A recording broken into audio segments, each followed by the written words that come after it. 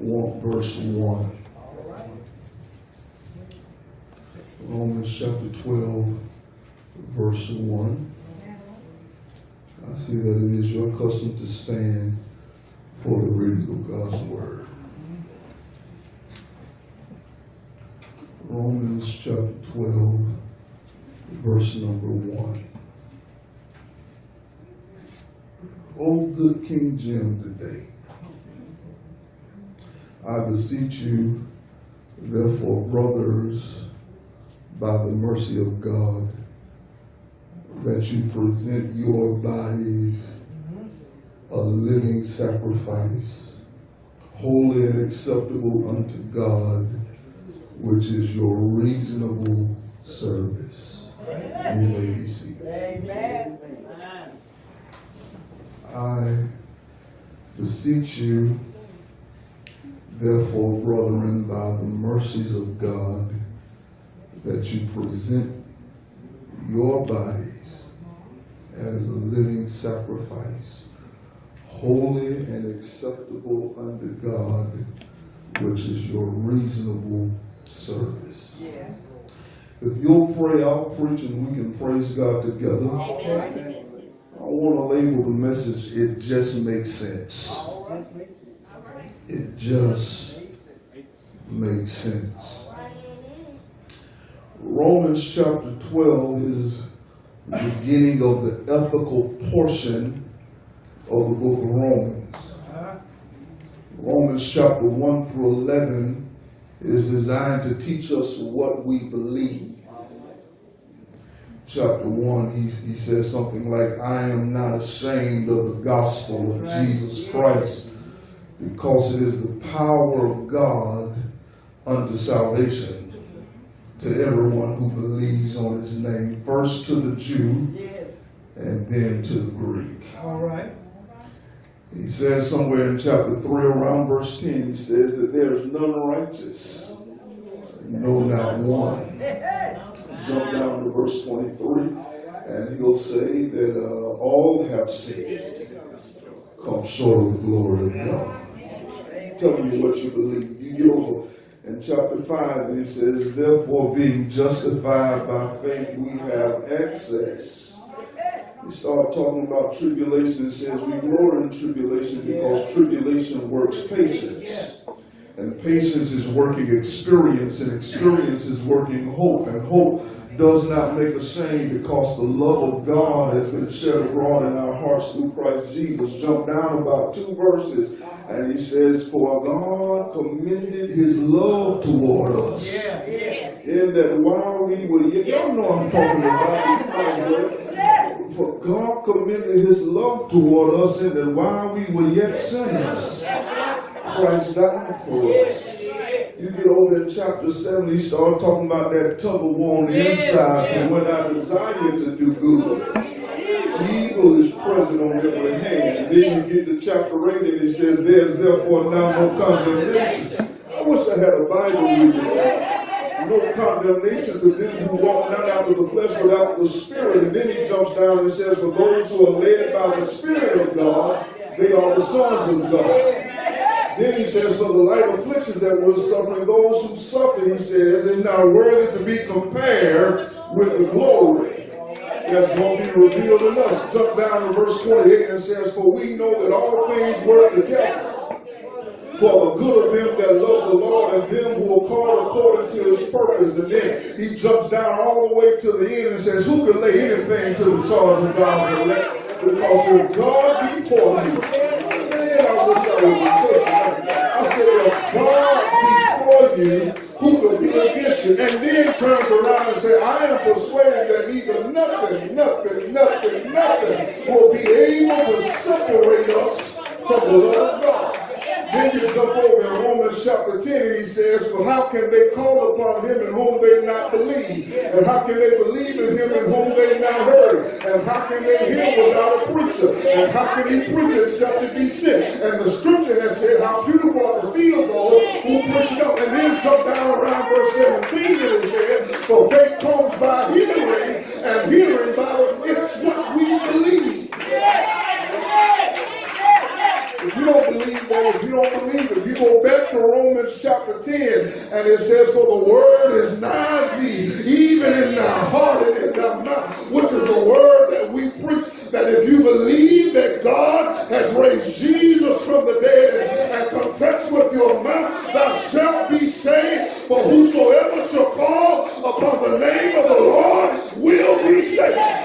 It's just what we believe. Does anybody in this room other than the preacher believe that Jesus died, that he was buried, that he rose again? And if we believe it, we're saved. That's 1 through 11. Then you get down to the end of chapter 11 and it starts talking about how all things are by God, through God, for God. We're talking about what we believe. Then he starts chapter 12, and he's going to talk from chapter 12 all the way out through the conclusion of the book in chapter 16. And he's going to start giving us how we ought to behave. He's going to tell us something like, you ought to owe no man nothing but to love. He's going to say something like, let the strong bear the infirmity of the weak. He's going to say something like, give to them what they owe. If they owe honor, give them honor. If they're due respect, give them respect. He's going to say something like, as much as lies within you, live with peace with all men. He's going to tell us how to live as a Christian ought. And verse 1 of Romans chapter 12 lays the foundation for everything he's going to say between chapter 12 and chapter 16. And now, if we were to strip this verse bare down to its bare structure, to the foundation of the thought, we're going to come to this one conclusion. This is what the verse would say without all of the adjectives and adverbs, prepositional phrases, and defining clauses. If we tore it all the way down to just its subject and its verb, we come to, brethren, present your body a sacrifice to God. If you want to know how you ought to behave as a believer, the verse is stripped down, naked, bare, and it's just present yourself a sacrifice to God. And that's what this whole sermon is about tonight. It's designed to teach us that the normal Christian life is a life of sacrifice. It's a life of sacrifice. Listen to that verse again. I beseech you, therefore, brethren, by the mercies of God, that you present your body a living sacrifice, wholly acceptable unto God, which is your reasonable service. The whole verse is filled from top to bottom with sacrificial language. It's almost as if Paul is trying all that he can. It's almost like he's going out of his way to cause us to go back to the temple and see that sacrifice. Come on with me back to the temple. Come on with me to the temple on Mount Zion in Jerusalem. And I want you to walk with me into the sanctuary. And I want you to see this great altar made of unhewn stone, 9 feet up in the air. And on top of that altar, at the north and the south, the east, and the west corners of that altar, there's horns there about 5 feet tall, making that altar 15 feet at its highest point in the air. And the worshiper will come in twice a day to make his sacrifice. And you know what would happen? He'd bring in a bull or a heifer. And you know what he'd do? He'd lay his hands on the head of that sacrifice.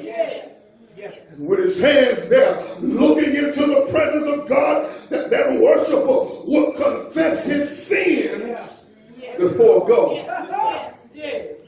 And he's looking into the presence of God to the west, and he's confessing his sins, and he turns his sacrifice over to the priest. You know what that priest does? That priest's job is to grab this 2-3 ton beast and drag it up that 9-foot altar. Drag that beast up that 9-foot altar. And you know that beast didn't want to go up no 9 feet, kicking and fighting all the way. But he dragged him all the way up that altar and got him up 9 feet in the air and killed him. I wish you could see it. I wish you could see him taking that knife and stabbing that cow, that heifer, that bull, and killing it there on the altar and draining it of his blood.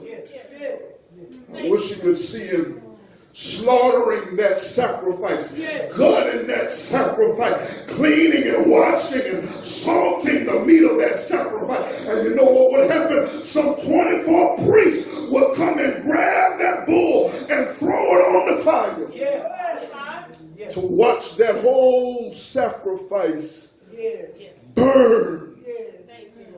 Matter of fact, that's what the word sacrifice means. I'm on my way, y'all. Just stick with me. I say, you know what that word sacrifice means? It means to go up in smoke. They stood there on the ground and watched their sacrifice, symbolizing the imputation of their sin, go up in smoke. And that's what Paul is saying to you and I tonight, that you're going to have to drag yourself kicking and screaming to the altar and kill your desire and kill your ambition and kill your own way and lay down on the altar. Watch him slit your throat and drain your blood and let your guts fall out and die to yourself and be crucified with him. He says, I want you to present yourself as a sacrifice to God. Now we got an illustration of this. We got an illustration of this in Genesis chapter 22. We got an illustration in Genesis chapter 22. The Bible says that God spoke to Abraham and said, Abe, I want you to take your son Isaac that you love, and I want you to take him up on the mountain that I'll show you, and I want you to make your son that you love a sacrifice. Yes. Thank you, Lord. And Brother Deacon, we always look at the story from Abraham's perspective, and I ain't mad at you for looking at it from Abraham's perspective, but have you ever stopped to look at it from Isaac's perspective, that he had to follow his daddy up the mountain, up Mount Moriah, which becomes Mount Zion, which is Jerusalem where the temple was. He followed his father up Mount Moriah and saw his father build the altar and saw his father arrange the wood. And even though he was stronger than his father, would not fight his father as he tied him up in ropes and bound him up, and would not fight against his father when his father laid him on the altar. Isaac laid down on the altar to be a sacrifice. And I wish I could have been there. I wish I could have been there. I wish I could have been a fly on a leaf on a tree. I wish I could have been there just to see what was going on. When Isaac, laying on that altar, looked up into the eyes of his father with a knife drawn back to kill him and to cut his own son.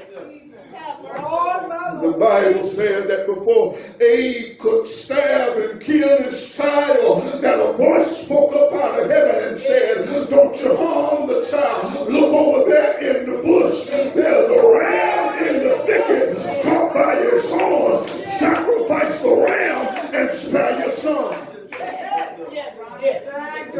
Now wife, Now, I'm almost finished with this little sermon, but I had to ask a question to the text, Pastor. I had to ask a question to the text, and my question was, why didn't God allow Abraham to sacrifice his son? Well, you told him to take him up there, and you let Abraham build the altar, and you let Abraham arrange the wood. You allowed him to build a fire. You allowed him to tie up his son and lay him on the altar. Why didn't you allow Abe to sacrifice Isaac? I got to answer if you listen to me. See, if Abe had sacrificed Isaac, number one, he would have had to kill him. And if he killed him, he couldn't be a living sacrifice. Now here's another thing. He couldn't be a living sacrifice because he was dead. Number two, Isaac was a natural man just like you and I, which means he was born in sin and shaped in iniquity, which makes him unholy. So if Abe had sacrificed Isaac, he couldn't be living and he couldn't be holy, and that makes him unacceptable. And I'm trying to tell you, that's why you need Jesus. Lord, I wish I had the strength to preach like I want. I said, that's why you need Jesus, because you're unholy, because you were born in sin. I wish I had somebody that'll tell the truth tonight and let somebody out loud sometime, and I cuss a little bit, and I stole a few things, and I got a lust for iron. I've been some places I shouldn't have gone, and I've done some things I shouldn't have done, and I've said some things I shouldn't have said, and I couldn't be acceptable to it, but thank God for Jesus. I'm running on, but thank God for Jesus. Because what I couldn't do, Jesus did for me. Oh, I wish y'all knew the Bible when I said what I couldn't do, Jesus in his own righteousness and his holiness came and did it for me. So the scripture tells us that we have to present our bodies a living sacrifice, holy and acceptable unto God. Now, if we were to read it in the Greek, we wouldn't find living before sacrifice. No, it would read, present your body a sacrifice, living, holy, and acceptable. Now, tell me why I need to be a living sacrifice, Pastor. I'll tell you, because you need to die on Monday, and you need to die on Tuesday, and you need to die again on Wednesday, and you need to die on Thursday and Friday and Saturday and all day Sunday. Why I need to be a living sacrifice? Because I need to die in January and February and March, April, and May, and June and July. I gotta keep on dying. I heard Paul in Galatians. I'm almost done, y'all. I heard Paul in Galatians when he said that I die daily. I got to keep on dying. I got to be a perpetual sacrifice every day of my life. I got to give myself completely and wholly to God. Here's my hands, Lord, and my feet. Here's my mouth, Lord. Speak through me. If you can use anything, Lord, you can use me, Lord. Sustain me to preach. Listen, now the Bible tells us that if we're going to be what this text calls a sacrifice, living, holy, and acceptable, that we can't do it in our own self. I know you're wonderful and you look good and you drive nice and you live in a nice house. I know you got it all together. You graduated at the top of your class and you're at the top of your business. I know it. I look on you and see it on your face. I know you feel like you dot every I and cross every T. I know. You miss goody two shoes. You ain't doing nothing wrong. I can see it on your face, but can I tell you something? The Bible says if you miss one part of the law, you're guilty of the law. And so you need somebody that can do what you can't do, and that's keep every principle and precept of the law. And you know what happened? Jesus, my Savior Jesus. I wish somebody knew Jesus like I do. I said, my Savior Jesus, he came down and did for me what I couldn't do for myself. What did he do, Reverend? I'll tell you what he did. He came. That's the way we tell the story. Down through 42 generations. Born of a Virgin Mary, baptized in the Jordan River, walked in Galilee and prayed over Gethsemane and walked up a Via Dolorosa. And this is where he did what I couldn't do. He went to a cross, and the cross became an altar.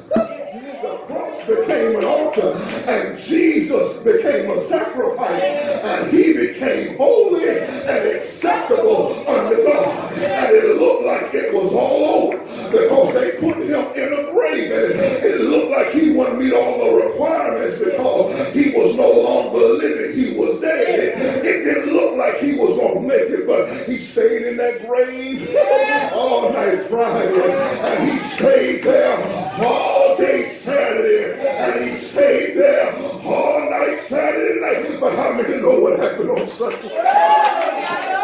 Lord, I wish I had this. I said, how many know what happened on Sunday morning? If I had a voice record, I'd say, hallelujah. Lord have mercy, early on the Thursday morning. I'll tell you what he did. That bad sacrifice became a living sacrifice. And he got up out of the grave, stood on resurrection ground. And I'll tell you what he said. All power in heaven and earth is in my hand. And that's why my grandmama, if she was here, she'd take over my sermon right here. And she said, and because he lives, I can face tomorrow. And because he lives, all my fears are gone. Because I know who holds my future. My life is worth the living just.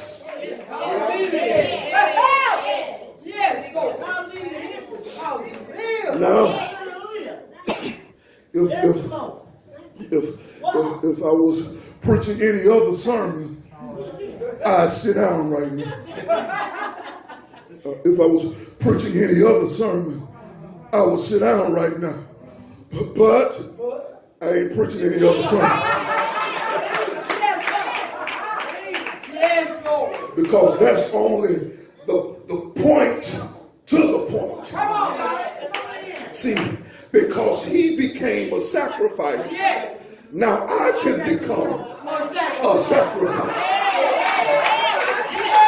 See, he had to do what I couldn't do so I could start doing what he did. And since he lives, Galatians chapter 2:20 says that I'm crucified with Christ, and now it's not I'm that's living, but it's Christ that's living in me. He died for me, so I live for him. All right. I'll hoop and holler tomorrow. I'm done tonight. But that's good news. I wish I had somebody to really help me. I said that's good news to know. And I ain't got to live this life on my own. I got some with me. If I was to go to the sanctified church, you know what they say? Something on the inside. It works on the outside. Brings a great change in my life. Y'all want to go sanctified, so let me try Baptist. Oh, what a wonderful change in my life has been wrought since Jesus has come into my heart. Floods of joy, oh my soul, like a sea billows roll. Since Jesus came into